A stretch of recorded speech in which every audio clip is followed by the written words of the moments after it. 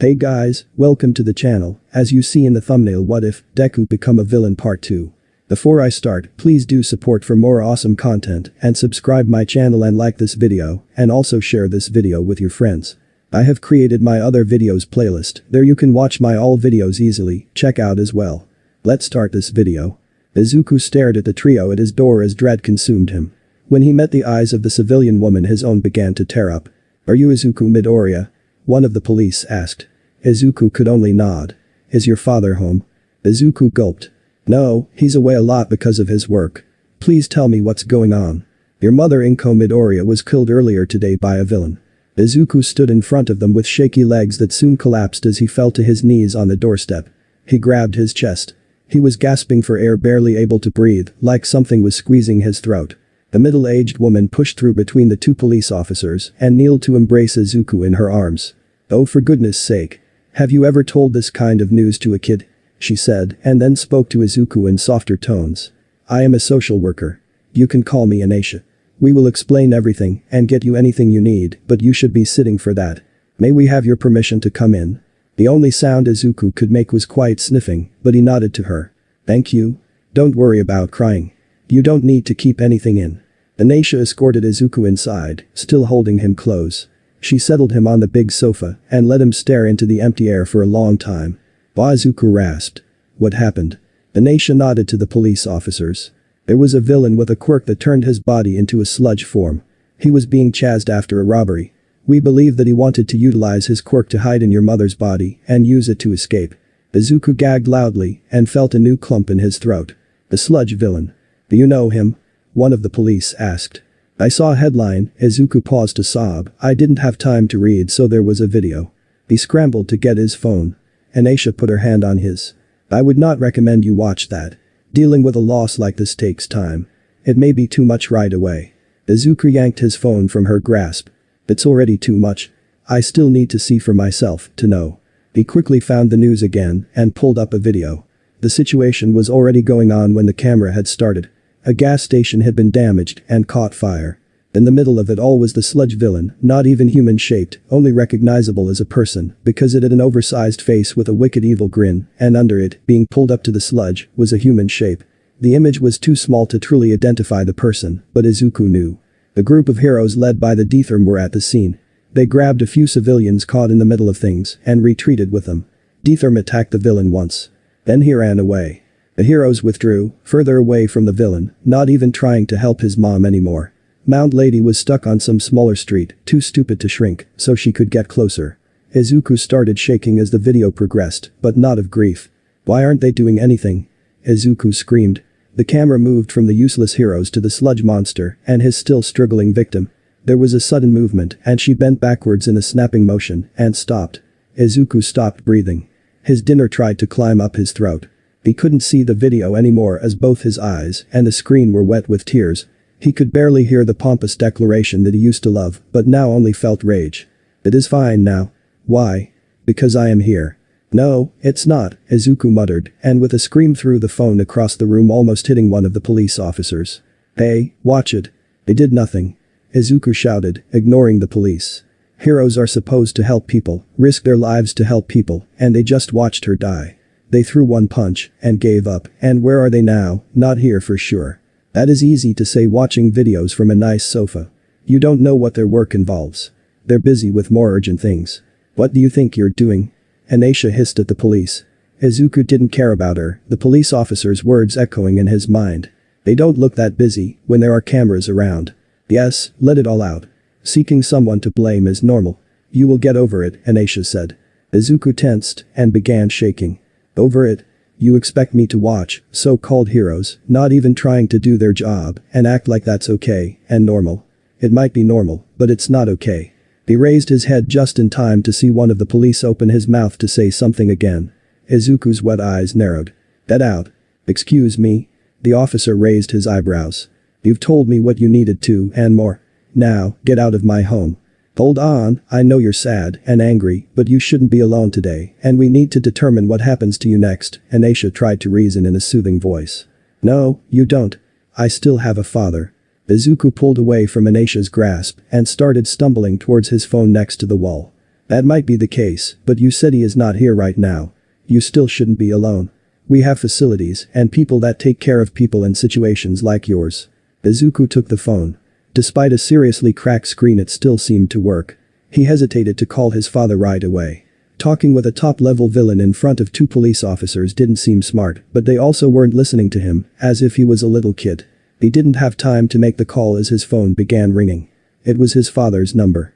Izuku took a shaky breath before answering. "Dad." His father's voice was calm, but faster than usual. "Izuku, we need to talk." "Kerr." "I know," Izuku cried out. "Police just came here with some social workers to tell me. Mom, she's gone." "I see," his father responded in a more somber tone. "I will get you." "Thanks, Dad. They want to take me somewhere. They think it's better than being alone until you get here, but..." He was interrupted by the doorbell ringing repeatedly. Everyone went quiet for a moment. "Sorry, someone else is at the door," Izuku said. "You should see who it is," his father advised. "It may help us decide what you should do next." Izuku walked to the door. The police officers followed, but kept a little distance.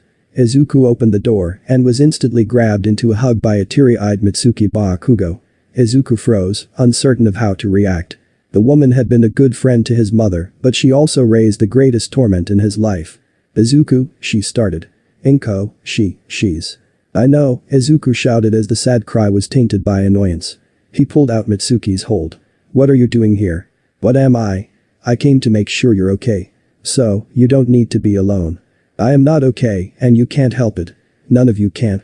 Izuku raised his voice and looked back at the earlier trio, making Mitsuki notice them too. "I just want to be left alone so I can talk with Dad without having to deal with all of you pretending you care or can help somehow." "Izuku," the sound from the phone was barely loud enough for Izuku to notice. He brought the phone back to his ear. "If the police don't want to leave you alone, you should ask if your mother's friend can stay with you until I get to you. She should be easier to handle than the authorities, if you can handle a Bakugo, that is. I will get a flight and be there in the morning. You can call me again when you get more privacy." "Morning, okay, I'll try that." Izuku sighed and ended the call. He looked at the police and Anisha with tired annoyance and pointed at Mitsuki. "She's been my mother's friend almost as long as I've been alive.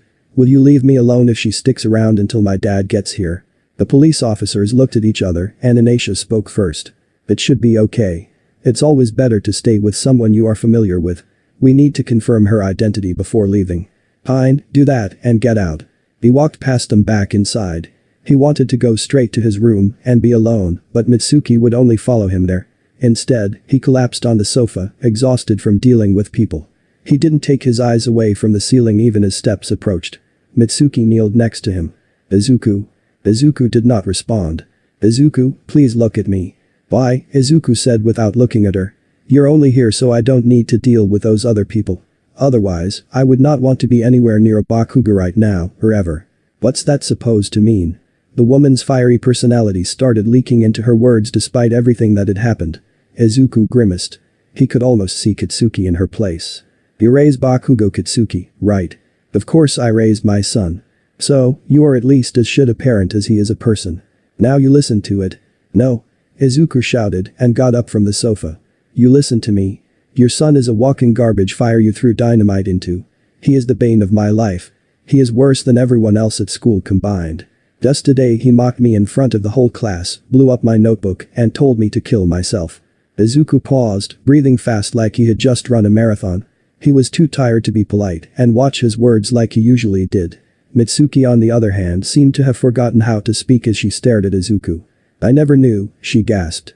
"Of course you didn't. No one cares if an outcast gets tormented, especially when everyone thinks the bully might get into a hero school, even if it's only by luck of birth. What's the life of one worthless kid if school can get such prestige? But why didn't you say anything until now?" Izuku got up and turned away. "Not like it would have helped much, it's the same everywhere.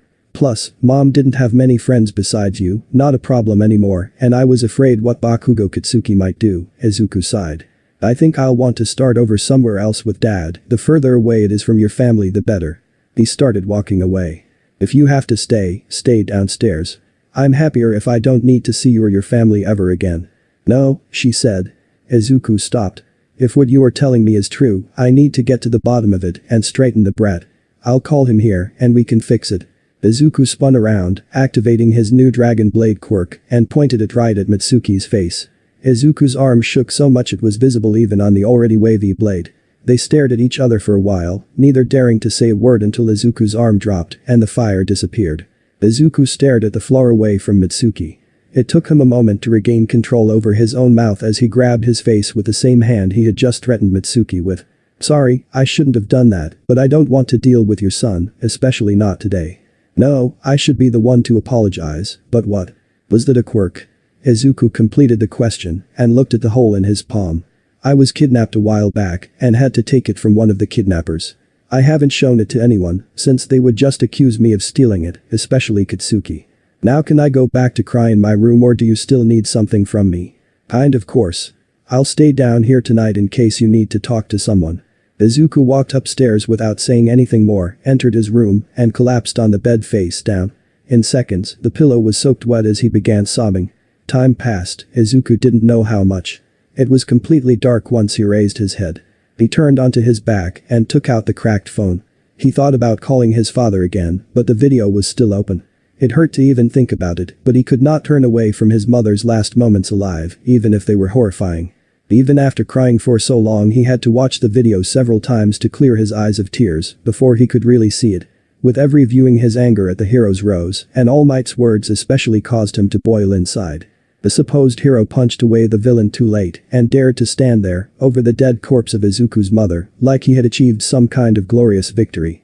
Izuku's eyes rose to his All Might posters and a shelf full of All Might merch he had gathered over the years. His fanboying over the hero had degraded over time, but all the stuff was still in his room, and now he only saw red looking at them. He jumped off the bed and rushed across the room. The fiery blades appeared from both of his hands, and he started slashing at the posters. The quirk burned through the posters, leaving black lines of scorched smoking wall, but didn't cut as well as one might have expected from a quirk called a blade. He stopped for a moment, staring at the All Might figurines and other merch, focusing his anger even further. In his eyes he only saw the supposed symbol of peace standing victoriously over the defeated sludge villain, as if he hadn't even noticed the corpse next to him. Barely thinking, Izuku tapped into all his quirks. The blade twisted and narrowed and started to vibrate. After a few seconds, any restraint broke, and with a roar of anger and agony, Izuku swung his arms forward, cutting through not just the figurines, but the shelves, and into the wall behind. Wood smoked, plastic melted, and paper instantly caught fire with open flame. After several swings the whole bookshelf collapsed into a smoking pile, forcing Izuku to jump back. Running steps echoed from behind his door, and without even knocking Mitsuki ran inside. "Are you?" She paused mid-sentence. Izuku was still staring at the pile of what he had destroyed, calming barely enough to deactivate his quirk. Mitsuki stepped past him and rummaged around her purse. She pulled out a miniature fire extinguisher and sprayed with it wherever she saw smoke, even digging into the pile of rubble to make sure she got all of the flames. Once the extinguisher was empty, she turned slowly to Izuku and gulped. "Are you okay? I mean physically." "Yes," Izuku responded and sat down on his bed. He pointed at the pile of rubble that was no longer smoldering. "Thanks for that. It's not the first time I've had to put out fires." "Katsuki, sorry, you don't want to talk about him." She paused for a moment and gestured to the rubble. "Do you want to talk about this?" "Yes, but not with you," Izuku answered and picked up his phone. At least Mitsuki listened and turned to leave. Then she stopped and Izuku groaned internally. She pulled something else from her purse, a letter. "Your mother left this with me. She told me to keep it in case something happened to her. I was supposed to open it if anything happened, but since you are here." Izuku's eyes widened, remembering his mother's threat. "Just so you know, I left a letter explaining the situation with someone you don't know. If anything happens to either of us it goes to the police." He reached out to grab the letter and held it against his chest. "Thank you." She looked at him for a while, but left without complaint. Izuku sat on the bed, phone in his ear. "Dad." He talked for a long time, laying down and falling into a restless sleep at some point mid-call. Nightmares of his kidnapping had been replaced by visions of his mother covered in and broken by the sludge, with All Might's unending grin hovering above her. He snapped awake as soon as an alarm on his phone started ringing and sprang up to a sitting position with his arm up defensively. It took him a few seconds to realize this was not part of the dream. It was just morning and his normal school day wake-up time. He dragged himself to the bathroom and for the first time since getting the news saw himself in the mirror. His hair was even messier than usual, his cheeks and undersides of his eyes were reddened, and his eyes just seemed tired despite having just slept all night, as poor as the sleep had been. The weight of everything had pushed his shoulders and head down to the point he had to consciously turn upward to see his reflection. Izuku didn't feel any of the usual rush to get ready for school, so he decided to get a shower going and stand under the stream of hot water for an unknown amount of time. He only left after hearing the muted ring of his phone and ran to his room wet and naked to pick up the call. Dad? Yes. Do you still want to leave, completely? Yes, Izuku answered. Without Mom there is nothing for me here. Then pack what you need for the first few days. I will get you soon. I think Mitsuki Bakugo is still here. Don't worry. That is actually a good thing. Simply disappearing could raise suspicion. She can witness you leaving with your caring father. But you? Izuku started asking, remembering his father's appearance. I have my means. You don't need to worry about that in addition to everything else. Okay, Izuku said, and they ended the call. Still generally slumped and head down, Izuku stared at the small puddle he had dripped on the floor and went back to the bathroom to dry up. At least the shower had washed the worst marks of crying from his face. After dressing he got out some suitcases from his mom's closet, barely holding back another wave of tears as he had to cross her bedroom. It did not take long to pack. He filled half the suitcases with his notebooks, schoolbooks, and some important papers, and dumped clothes on top of them. At the last moment he remembered to get some photo books from Mother's drawers. He made sure to not look into them, knowing the photographs would break him. Coming back from his mother's bedroom, Izuku caught a faint scent of food coming from downstairs. Mitsuki really had stayed then. Listening to the quiet sounds of cooking, Izuku's self-control nearly broke again, imagining his mother preparing breakfast, while the smell made his stomach growl. It couldn't be helped. He put the last of his things in the suitcases and started dragging them downstairs. The clanging of the wheeled suitcases attracted Mitsuki from the kitchen. What are you doing? Dad is going to pick me up soon, Izuku responded in a monotone voice. Did you make breakfast? Oh, yes. At least she did not try to push him to go to school. Izuku left the suitcases next to the stairs and headed past her to the kitchen. Thank you. He was surprised when he arrived at the kitchen table. Mitsuki had raided through their cabinets and gone beyond expectations with a full Japanese breakfast with rice, natto, eggs, grilled fish, and vegetable-heavy miso soup and tea. He looked up to Mitsuki who stood right outside the kitchen, giving him space. Sorry how I treated you last night. Despite everything else you were still the only person who showed up without it being your job. I'm actually starting to feel a bit sad we might not meet again. Don't say that, Mitsuki pleaded. Even if you are going to live with your father elsewhere you can still visit any time. We'll see. Maybe after Kitsuki moves away from your house. Is it really what all has he done? Izuku kept looking at the woman, his eyes slowly turning sterner. It's a long list. Might take some time to make. Do you want me to sort it alphabetically or chronologically? Mitsuki stared at him for a moment but soon averted her gaze, her face tense. I think you have already told me enough. I'll be in the living room if you need anything. Izuku had nothing to say to that. He just wanted to be outside of the blast zone before Mitsuki met her son the next time. He still found it difficult to stay annoyed at the woman while eating her cooking. He was just finishing when his phone notified him of a message. He glanced at it once and hurried to the front door. The man behind it was simultaneously familiar and not. His hair was almost identical to Izuku's, but green as his had been before manifesting all for one. 2 pairs of green eyes met his, though they felt strangely empty. The man's lips were partially covered by his jacket's high collar turned upwards despite warm spring weather. He kneeled with arms open wide. Izuku. If Izuku had any doubts of the new face, the voice made him certain it was his father. He jumped towards his father, bringing his own arms around him. As his head pressed against his father's neck, he felt something strange right under the man's chin where he had a breathing tube. Izuku couldn't see it for some reason, but he could still feel it. It didn't matter, he stayed right there sobbing until his father let go and nudged him to do the same. Izuku gave his father some space, but even as he got up the man put a hand on his shoulder. It will be okay son, he said, and looked up. I don't believe we have been introduced. My name is Hisashi Midoriya. Mitsuki Bakugo. Izuku turned around to Mitsuki who was looking at them from inside. I want to thank you for supporting my son at this difficult time and sticking with him even with the friction I heard there was. Yes, it seems I need to confront my own son on some things, she said. I apologize for all the pain he has caused your son, for my failure as a parent. That is not my forgiveness to give, and I am not one who could comment on your parenting. All either of us can do is better than before. Izuku looked up at his father. It was strange to hear him talk about things like that. That being said, I do have access to a great many very capable, very expensive, very ruthless investigators and lawyers in case your son ever as much as looks at Izuku in a way either of us doesn't like, the man continued. That was more like what Izuku expected. I understand, Mitsuki said, visibly tenser than before. If there is anything else I can do, please don't hesitate to ask. Thank you for your offer, but you have already done enough. Izuku, have you finished packing yet? I just need to grab a couple more things. Then you should do that. You said you wanted away from here. Izuku nodded and headed back inside. He got the suitcases from next to the staircase and pulled out additional clothes from the hallway cabinet. He shoved some shoes in the suitcases and as an afterthought stepped in the kitchen to inhale the rest of the tea. In a few minutes he was back at the door and turned off the last light. Mitsuki too had slipped her coat on and stepped out. We'll be going now, Izuku's father said. He grabbed a suitcase with one hand and Izuku's shoulder with the other. They walked to a large black car with tinted windows in front of the house. Mitsuki followed a few steps behind, but they loaded the luggage and entered the back seat without a word. Inside, Izuku noticed Kurogiri in his human form on the driver's seat. As the car started moving, he took one more glance at the house he had lived in since birth, thinking briefly about all the now painful memories inside it. When it disappeared from his field of view, he felt he would never return. Izuku felt both loss and relief as the house disappeared behind a corner. Confused at his own emotions, he stared at the seat in front of him, shoulders sagged. It didn't last long as his father began making strange groans. The sight when Izuku turned made him gasp as his father's face morphed and twisted.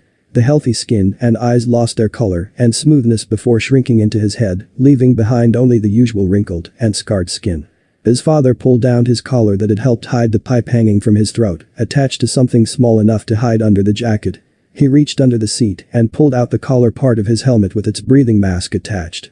With the mask on, he drew a deep breath a few times with an audible hiss. Are you okay? Izuku asked. Yes, his father answered. I had to abandon most of my breathing aids to hide my state even with that shape-shifting quirk. My oxygen levels would have dropped a bit. He chuckled. Haven't I become pathetic, unable to even breathe on my own? No, Izuku blurted out. You've guarded me even when I didn't know it, saved me, healed me, and even taught me about my quirks. You took Kurogiri. None of that sounds pathetic to me. At least I can still impress my son. Hopefully that means I can offer comfort too. First, you should know that you don't need to worry about anything practical. I have started arranging things so you can live well and as normally as you want, though even now I cannot be present in your life as much as Inko was. Izuku nodded gratefully, but the mention of his mother brought tears back to his eyes. His father brought his arm over Izuku's shoulder and pulled him closer. The next moment the car was a lot darker and they were in some large windowless garage. Izuku glanced at Kurogiri who was already stepping out. Izuku followed and did not need to be told to step into a warp gate that appeared in front of him. In an instant he was back in the luxurious apartment of the previous day where he had been as. Izuku choked a little, barely able to breathe as tears began flowing again. Only his father and Kurogiri were there. There was no one to confront, nothing to hide, nowhere to go, and nothing that needed doing. For the first time he could just collapse. Kurogiri misty from barely catching him as he did so literally. The mist felt soft and warm as it lifted him to a sofa. The sofa shifted a bit, followed by a familiar hand landing on Izuku's shoulder. No one said anything for a long time as Izuku thoroughly soaked the fine leather. Eventually he was too out of breath to cry and too dehydrated to produce any more tears, so he could only stare at the opposite window as his vision slowly returned to normal. He gasped, trying to take back control of his lungs. Perhaps we should get a breathing machine for you too, his father said. Izuku tried to chuckle, but it hurt. Father continued. I am glad that worked. Comforting in a situation like this is not among my strengths. Slowly Izuku sat up and stared at the floor. As he spoke it was barely a whisper. She's really gone. Yes, his father confirmed. They didn't even try to stop him. They just watched her die. The heroes. I don't think I can call them that, Izuku said. His father pulled him closer. Dear, that is okay. You have lost so much because of those who are called heroes. We both have. They sat there in silence for some time before Izuku raised his head and looked at his father's mostly missing face. Dad, how did you get your injuries? You really shouldn't worry about that now. I need to know. I have wanted to ask for a while, but it's what kept you from even visiting us, right? Maybe, without that we could have all been together yesterday and… There was a pause of silence before his father spoke. All Might, he said slowly. He destroyed much of what I had built until we inevitably faced each other head-on. It was the hardest battle I have ever experienced, and he only stopped once he thought I was dead. If it wasn't for the injuries I was able to inflict on him, he might have stayed to make sure the job was finished. After his father answered, Izuku looked away. Heroes are supposed to capture villains, not. That only applies as long as it is convenient for the heroes and those in charge, his father interrupted Izuku. It isn't even a secret if you think about it. The most popular heroes, and those most expected to become heroes, are those with flashy physical powers that are best suited to injure or kill, while people with mental or supportive quirks are lucky to become heroes at all, even when better suited at solving situations without violence. You have already seen this with Kitsuki Byakugo. Besides All Might, even the number 2 hero's power is, above all else, best suited for maiming or killing people in one of the most painful ways possible. If someone considered a villain, anyone without a card declaring them a hero, burned people half as bad as he has done for even small-time villains, that person would go to Tartarus without a question. Izuku thought about his father's words. He was too shaken and winded to even begin muttering. Kurogiri quietly placed a bowl of katsudon in front of him. Realizing how late it was, gratefully Izuku took the bowl. After the first taste he started eating at an increasing speed, showing more energy than any time earlier that day. The instant he finished, Kurogiri was there to switch the katsudon bowl with a bowl of ice cream. Izuku nearly started crying again at Nomu's kindness, while his father never left the sofa. After the lunch, Kurogiri disappeared somewhere, leaving the two alone. Eventually Izuku was able to ask the one question he needed an answer to most. "Dad," he began, "what's going to happen now? Are we going to live here?" "No, this place is under another name, but don't worry. Hisashi Midoriya is about to buy a nice house near a very good school. The rest will depend on what you want. You can live there in peace, go to school, and continue with your life as is. I will finance your living as I have till now, and keep in contact occasionally, but I cannot be present in a way that would risk involving you in my business. It would be ordinary, possibly lonely at first, but a safe life. That is what Inko would prefer." The last part was a strong argument in Izuku's mind, but going back to almost no contact with his father hurt to just think about it. What is the other option? "You will enter my life. We will be father and son, but only out of sight. You will know more of what I do, and most likely get involved with it sooner or later depending on your choices. I should warn you, this is the more dangerous option. It would make you a villain both legally and in public opinion if our relationship was ever exposed, and that isn't necessarily the most dangerous part. We would have to spend much time together just to train you so you could protect yourself when myself or Kurogiri aren't present. You would still live in the house and go to school. So those are my choices," Izuku said, looking down in deep thought. "Yes. Details might be flexible to a point, but those are the two paths in front of you. Well, you could always decide you don't want to be involved with me at all. There are already bank accounts under your name, so you won't be left empty-handed if you want to walk away." "No," Izuku blurted out as his head bounced up. The two options had forced him to really think about them, but the third. He was physically unable to even consider it. He hadn't even thought about money. His father and Kurogiri were everything he cared about that he still had left.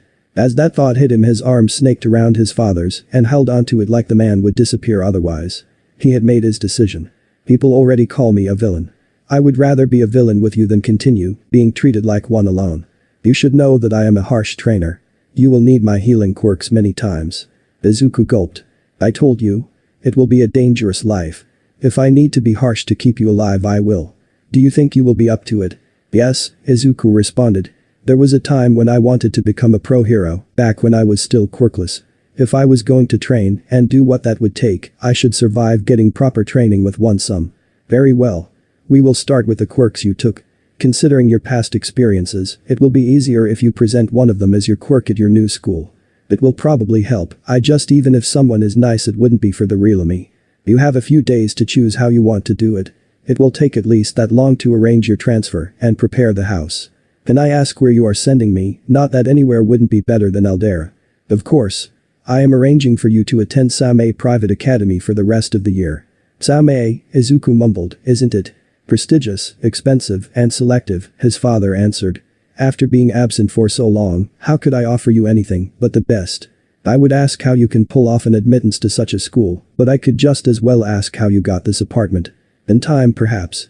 Now, you need something to focus your attention on before crying again. Would you like to continue practicing with the quirks? Whatever you choose, you will need to make them yours." "Yeah," Izuku said, and a memory hit him. "Yesterday I destroyed all my All Might stuff with it. I won't complain about that." "No, I mean," Izuku brought his arm up and made the dragon blade appear.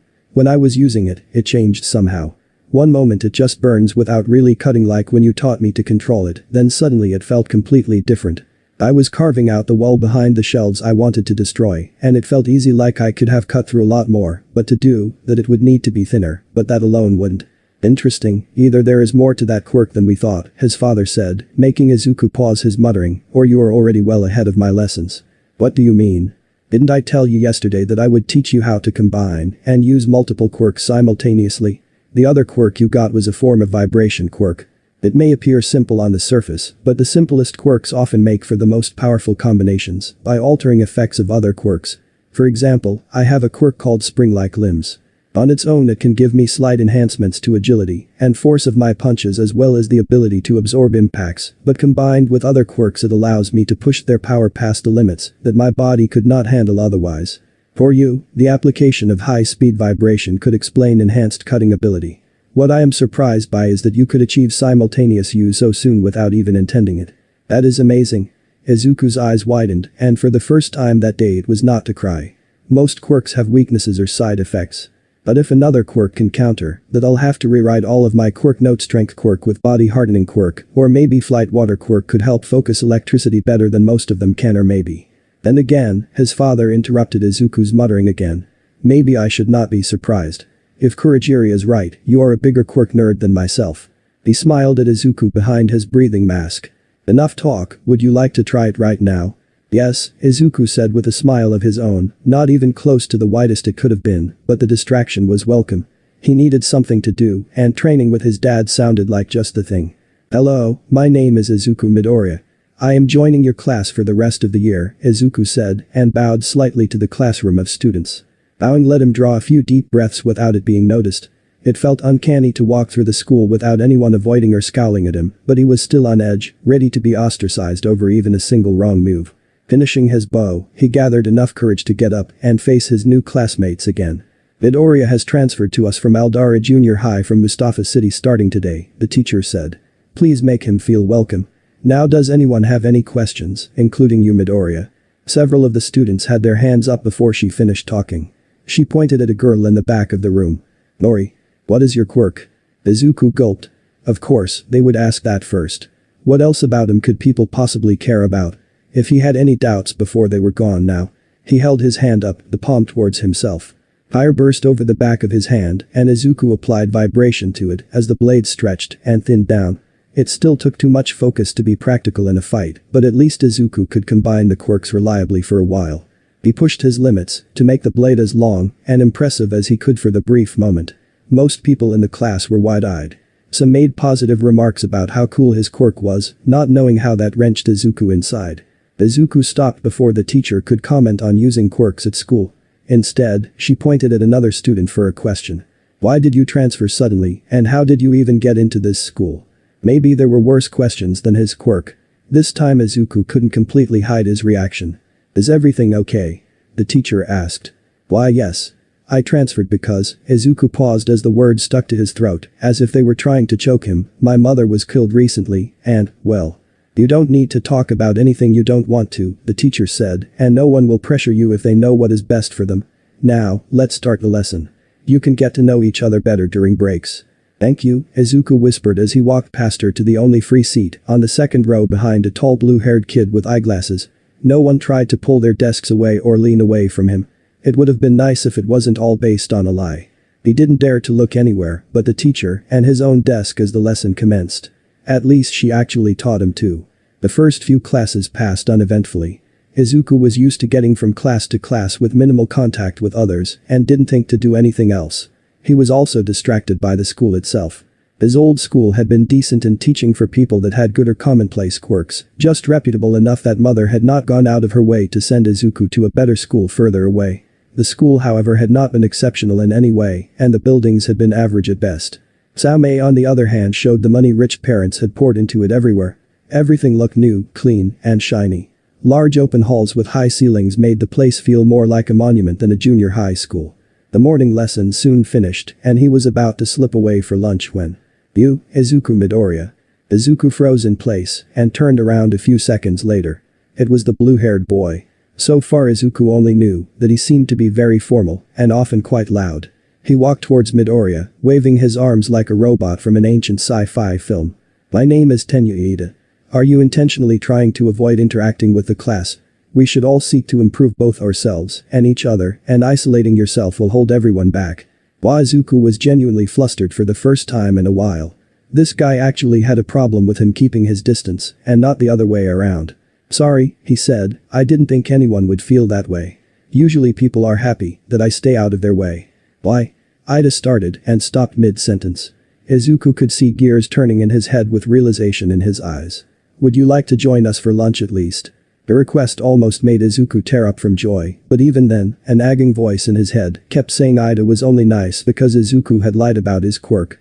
He still smiled slightly. I'd love to. Excellent, Ida responded. The cafeteria is this way. Also, your tie is not straight. It shows disrespect to this prestigious school. Izuku brought his hand to the tie that was part of the Samei school uniform. He was surprised at the other boy's sudden critique, but he didn't seem to be condemning Izuku, even if Izuku couldn't help, but felt annoyed at the irrelevant complaint. He followed Ida to the cafeteria and to the line for food. Some of their classmates were already there. Hey, it's the new kid. Did Ida already chew you out for something? So he does that often?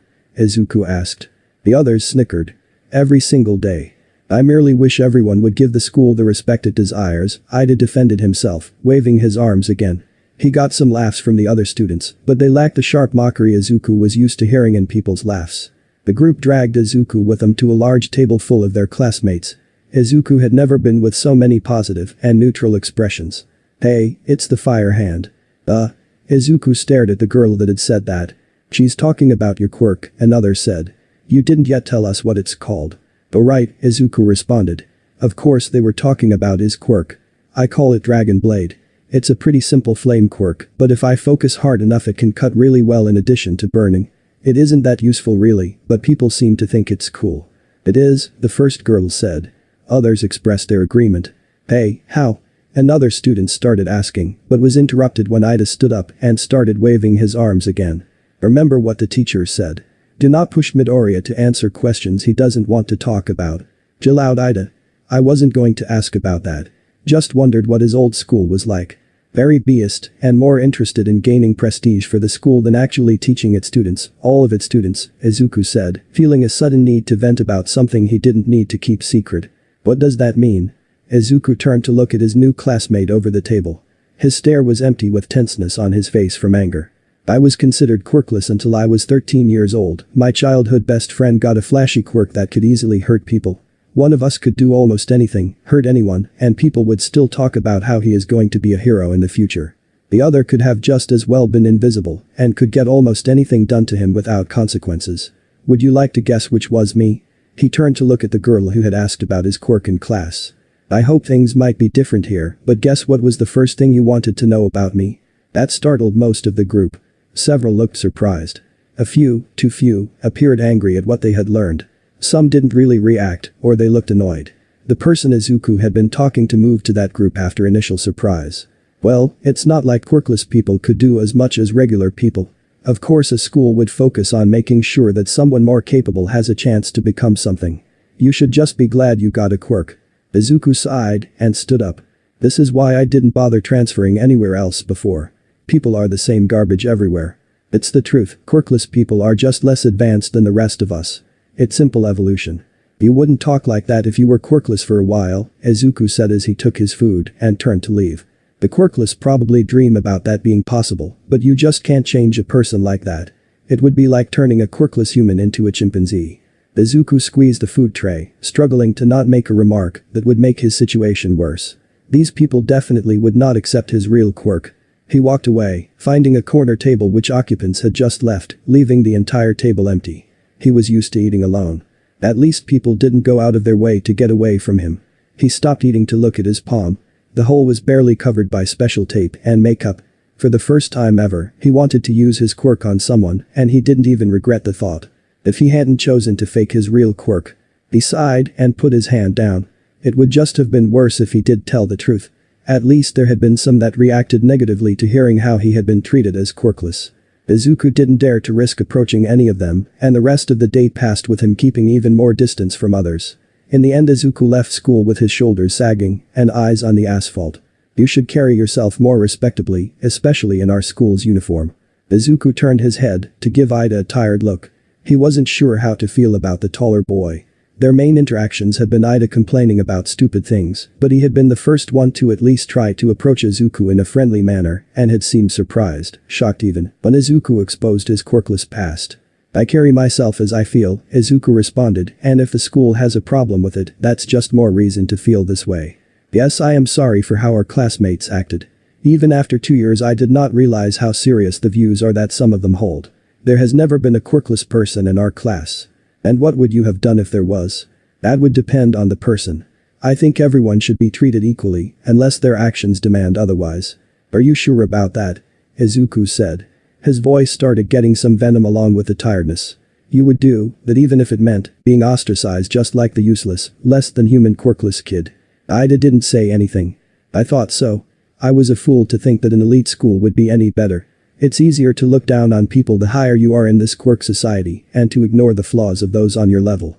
Being from a whole family of heroes, you wouldn't question the darker sides of the hero society, whether you see it or not."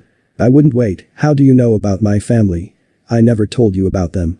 The most important thing for a hero in this society is their fame and popularity over all else. The Ida family, and especially Ingenium nowadays, aren't exactly unknown." "Right, I accept your explanation." They kept walking in the same direction in silence, but Izuku could feel Ida's eyes on his back. Eventually the taller boy couldn't hold things in anymore. "I must ask. Do you have something against heroes?" "Not the concept of a hero," Izuku answered after a moment. "I just don't think there are as many actual heroes as people think. The official title is meaningless, just a way to control who can use quirks. If anything, it stops more people from acting heroically.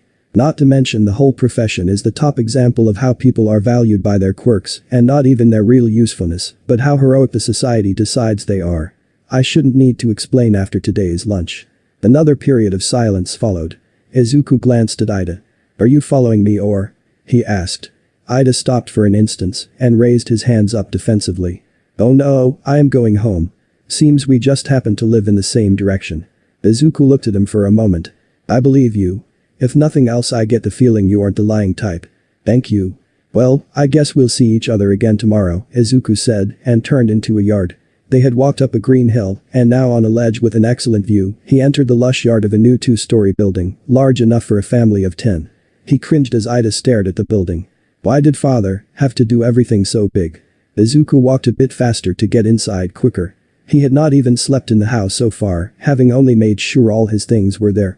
Unfortunately, it had been up to him to sort out his mother's things and what to do with them. Half of the stuff stored in one of the many rooms would probably get moldy after being soaked by his tears. Checking the time, he changed out of his school clothes and headed to the basement. His father had arranged for it to be made into a fully equipped gym and spa. Izuku had a feeling he would be expected to spend plenty of time there. The spa was nice though. He had about 30 minutes to warm up and stretch before a familiar dark mist poured out of thin air. Izuku had a wide genuine smile on his face as Kurogiri Misty stepped through the warp gate. Izuku stepped out of Kurogiri's warp gate still smiling. Nomu himself followed through and moved to Izuku's father's side. They were in a large industrial-feeling room, probably some form of a warehouse. It was dimly lit like the medical room Izuku had first met his father in before. It might well have been the same building. A loud thump took his attention as a large, somewhat human-like creature stepped out of the darkness behind his father. It was taller than anyone else in the room, with a muscular body, a grayish skin and it had its brains visible on the outside of its skull. "Dad, is that a Nomu? Kurogiri isn't the only one." "Yes. I am glad you remember my earlier explanation. That saves time, though you should know that this Nomu is mindless, essentially a walking corpse or a biological robot." "Who did you use to make it?" Izuku asked. "Don't you recognize him?" Izuku could hear the smirk in his father's voice. "Then again, he did give you brain damage." The fuzzy image of the original owner of the vibration quirk flashed in Izuku's memory, along with his last screams of terror, as the man was engulfed by Kurogiri's mist. You saw me kill one of them. Did you think I would spare others after what they did?" "Kurogiri could have killed them, but deemed this a better punishment, and I agreed. This way they can pay you back by serving you." Izuku breathed in deep. He knowingly chose this life, and the man had earned this fate. When Izuku was in their hands, he had heard them talk about having killed other people before. They were murderers, they deserved this. "Why is it here?" he asked. "For your training, of course." The first phase of your training will be to strengthen your body, skills, and quirk until you can defeat this type of Nomu reliably. It is a low-tier Nomu, but if you can defeat it, you can easily do the same to street thugs like those that kidnapped you, and even low-level or non-combat oriented pro heroes. If you plan to exist in my world, this is the absolute minimum you have to be able to handle, regardless of what you choose to do. I know, Izuku said as he stared at the Nomu towering over him. I don't want to be that helpless again. You should also know that I am much harsher as a trainer than as a father. The smirk had disappeared from his father's face and voice. For the first time since Izuku had learned who the man was, he was feeling like he was talking to the dangerous villain all for one, rather than just his long-missed father. What should I do? Izuku asked. We will start by seeing what you can do now. Fight and try to kill the Nomu. Use everything you know and all of your quirks the best you can. He paused for a moment as Izuku processed the instructions. Nomu, attack. The creature screeched in an ear-shattering high pitch and charged. Izuku barely jumped out of the way, but didn't exactly land graciously. He yelped as his arms hit the hard floor. Nomu, stop, all for one commanded. Izuku got up. Izuku scrambled to get up, holding his wrist that took the worst of the fall. He winced. I hope you won't be slowed down by that amount of pain. You don't want to be helpless like when you were kidnapped, like your mother was. Izuku's head snapped, and he stared at All for One like even All Might wouldn't dare. Yes, let the anger flow through you. If it helps you get stronger, it is good. Your reaction speed was good, faster than I expected, but it is no use unless you know how to take advantage of it instinctually. If you dodge, you must stay mobile after the initial motion and counterattack, not become a child who slipped and needs daddy to help with a boo-boo. Izuku gritted his teeth. We are going to do this again, All for One said. Try to stay on your feet this time and use your vibrating blade. You should be able to evade and attack at the same time with your quirks. Nomu, attack. It wasn't the last time Izuku met the floor during the hour that All for One repeatedly sent Nomu after him. In the end, gasping, Izuku was held against the wall by Nomu, his arms held above his head, full of bruises and scabs. The Nomu had a burnt cut on its arm, but that didn't seem to even slow it, and the wound was already closing at a visible speed. I think that is enough testing, his father said, his tone back to normal. There is much to do. Kurogiri. The warp gate opened under Izuku's legs, and the mindless Nomu lowered him into it. Izuku welcomed the familiar feeling of the mist flowing along his legs. His feet hit something soft, and he laid in a half-sitting position on a familiar hospital bed. His father and Kurogiri stepped through another warp gate. Kurogiri reached into a third smaller one and pulled out a bottle of cold water. He handed it to Izuku. Thank you. As he drank, his father sprayed something onto the scabs on his legs before using a quirk to make them close properly. Are you feeling ill in any way or feeling pain other than from your bruises? He asked, sounding like a completely different person than he had been the past hour. All for One had done his job for the day, and Izuku's father was back. Izuku smiled. My right wrist. It has hurt to move since the third time I hit the floor. His father simply grabbed the wrist and held it straight, causing a little pain. With a green glow, all of the pain was soon gone. That quirk or quirks were really efficient. Most healing quirks drained stamina, but Izuku didn't feel drained by the treatment at all. And again, his injuries were minor, and father had once mentioned that the healing works better when he was more rested. Izuku started muttering about healing quirks under his breath even as his injuries were healing. You truly inherited my interest in quirks, his father said. It is very useful, especially with our quirk. Yes, Izuku said, there is one thing I don't understand. If you have such a good healing quirk, or quirks, why are you still so injured, deformed, barely alive? He finished the question. Izuku nodded. While my healing quirks are powerful, there are limits to what they can do, and they do not work passively. I was only saved by a different quirk that allowed my memories to be stored in my spine before All Might crushed my head. Izuku squeezed his hands into fists, being reminded of what had happened to his father, and by whom. That let my consciousness survive until the doctor got to me and reassembled my skull with surgery and other healing quirk users, but it could only work to a point. We did not possess any quirks that could reverse such total damage. I still require regular treatment, but that is more to maintain my current condition rather than heal anything further. We recently acquired a more powerful super regeneration quirk, but it is a blunt tool, excellent if you already have it in battle, but unable to affect wounds that have already closed.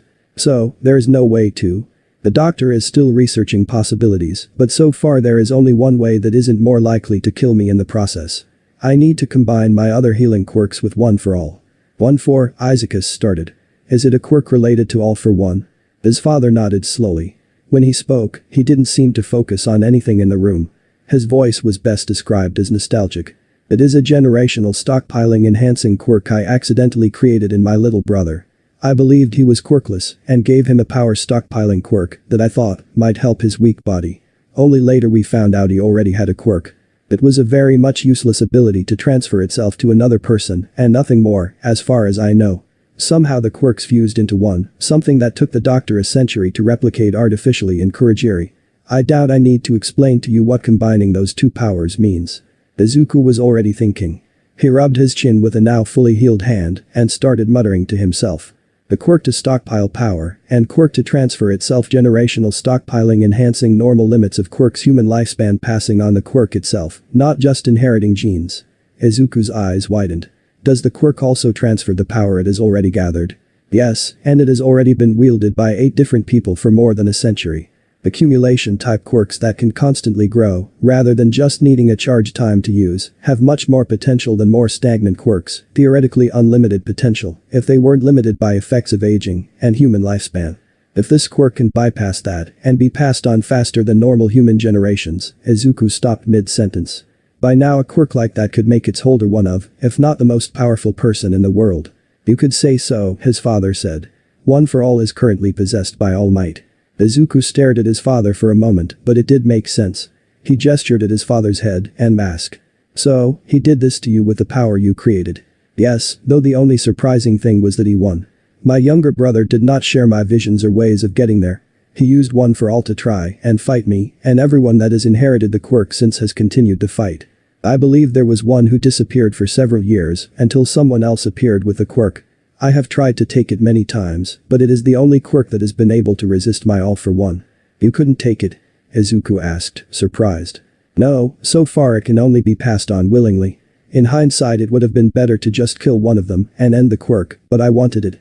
I have wanted it since I realized what I had created, so even though they all have sought to kill me, I had to let each of them pass the quirk forward in the hope I could one day take it, but I was careless, and while All Might was hiding in the United States, I got tired. I no longer ruled Japan, and the hero society was already rising, but my underground empire was still vast and stable. After a century of fighting and plotting I started questioning my way of life. I had already created new identities to act as covers and took a step back from my organization to try something different, a vacation of sorts to rest before All Might would return. Then I met Inko. How did you meet? Izuku asked, holding back tears from the mere mention of his mother. We accidentally bumped into each other at a cafe. She was so flustered and apologized repeatedly, as if it was some serious situation. I thought it was stupid for an adult, but something about her was endearing. I had never spent time with someone like her as a villain. I asked if she would like to sit down with me.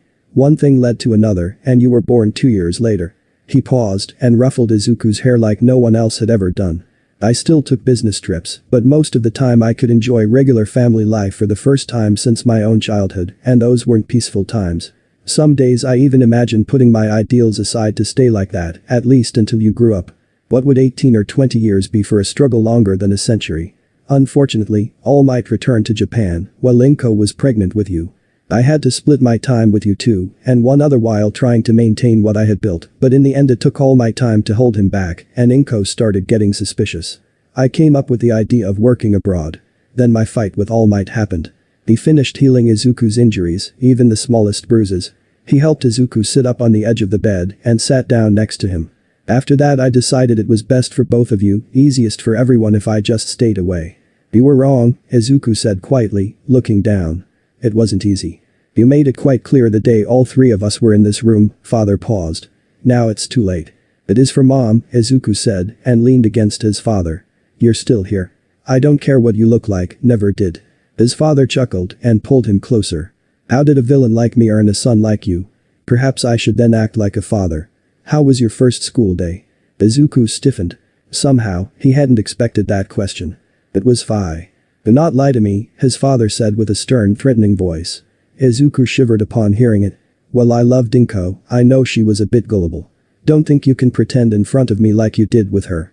Promising you won't let Kurogiri go to the school, Izuku pleaded, getting only a nod in response. The Nomu in question remained quiet and motionless, but his glowing eyes were focused on Izuku. I pretended that the dragon blade is my quirk, but when they asked about my old school, I admitted to being a late bloomer and what that meant. I don't think they are all the same, but some of them are pretty bad. Talking about evolution and comparing quirkless people to chimpanzees. I have never actually wanted to take someone's quirk before, but today. I would not fault you, but that would cause problems, so unless you want them to experience a sudden accident. No. Izuku blurted out. I just need to figure out who the decent people are, if there are any. Have you noticed anyone specific yet? Maybe one. He criticized people about little things and comes from a hero family, but it's impossible to know how he would be in a different situation. He still felt like a decent person besides the annoying strictness. At least he criticized my actions, not what I am. He somehow got me to talk about how I feel about heroes on the walk home. He didn't judge me for it. Maybe he was just surprised. A hero family you say? His father asked. Ingenium's brother. His father was silent for a moment. Izuku couldn't read the expressions on his missing face and started getting nervous. Eventually his father got up. Not the worst of them. I won't involve myself with whatever you want to do with him. Just remember, he would still want to destroy us if he knew about me, so be careful. Even if your quirk is exposed, claim it is just a random mutation you hid to prevent bullying. If anyone asks, tell them your father breathes fire. Of course, Izuku said and followed his father, getting off the bed. Thanks for being a dad, I guess. Mom always asked how I did in school. I always lied. Maybe if I didn't, she would have. Something impacted Izuku's cheek with enough force to yank his head a bit to the side, air flowing past his head. After blinking a couple of times, he saw his father had his hand up, palm towards Izuku. Don't start blaming yourself for what ifs. Nothing good comes out of it, and once you start it is difficult to stop. I know. Izuku rubbed his cheek and looked at the floor. It is still true. This time Izuku saw the air blast coming early enough to flinch, but it wasn't enough to evade it. Dad. I told you not to do that. If you want a father in your life that includes disciplining you when needed. Is that your idea of disciplining? Izuku asked, shocked. Actually it is part of your training, but works for both. I warned I would be harsh. This quirk is called air cannon. I held back most of its power, so it won't cause serious injury, but its speed makes it excellent for training. Izuku stared at his father, but it was impossible to win a staring competition with an eyeless man. In the end Izuku could only pout. His victorious father continued talking about training. Your main limitations in the fight were skill, speed, and agility both in evasion and attack. Strength isn't such a concern when you're using the vibrating dragon blade, which is the only combination you can use without raising unwanted questions. Unless an enemy has a powerful defensive quirk, you will be able to cut them. However, the quirk is useless if you get crushed by a stronger, faster opponent before you can use it, or if you cannot hit the enemy at all. In the worst case you could be killed before even being able to fight back if you are targeted. Do you understand? Yes, Izuku answered. Good. Your training will have 3 parts. You will follow a physical training regimen on your own to make sure your body is capable and healthy. I will help you control your quirks, all of them, and monitor combat training with Nomus as often as I can. I want you to be always alert even outside training, so I will use the air cannon anytime we are together. You must be able to evade sudden attacks also outside of training sessions. That is the only way for you to be as safe as possible. That's why you are so harsh, right? Yes, his father answered and put his hand on Izuku's shoulder. I will also have the doctor provide you a copy of the super regeneration quirk a bit later. It is very powerful, so we should wait longer for your body to adjust to holding your current quirks. You need to learn control in the meanwhile. We'll do that after your combat training sessions. So Izuku started now. His father smiled behind his mask. Very good. Thanks for watching this video.